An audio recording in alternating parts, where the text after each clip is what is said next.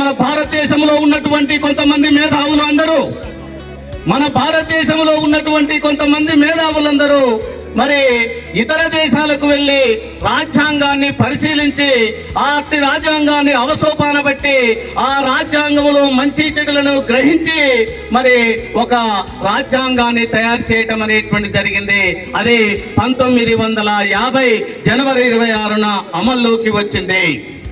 మరి మన భారతదేశానికి 200 సంవత్సరాల పాటు బ్రిటిష్ వారు పరిపాలించుకున్నారు. మరి ఆ పరిపాలన తర్వాత భారతదేశ స్వతంత్ర అనంతరం మన భారతదేశం రాజ్యాంగాన్ని ఎంత మేరకు అమలు పరుస్తా ఉన్నామో, రాజ్యాంగం ప్రకారం ఎంత మేరకు నడుచుకుంటున్నామో అట్టి విషయానికి వచ్చినట్లయితే మరి భారత రాజ్యాంగాన్ని ఎంతవరకు అమలు పరుస్తున్నాం అనేటువంటి విషయానికి వచ్చినట్లయితే గురజాడ వెంకటప్పారావు గారు ఒక మాట అంటాడు, దేశమును ప్రేమించుమన్నా మంచి అన్నది పెంచుమన్నా అంటాడు. మరి మన భారతీయులు దేశాన్ని ఏమాత్రం ప్రేమిస్తున్నారు, దేశభక్తి ఎంతమందికి ఉన్నది అనేటువంటి విషయాన్ని ఈ పాట ద్వారా వినిపిస్తాను. దేశమును ప్రేమించమంటే ఓరన్న దేశ సంపద మెక్కుచుండే, మంచి అన్నది పెంచమంటే దేశాన మంది కొంపలు ముంచుచుండే.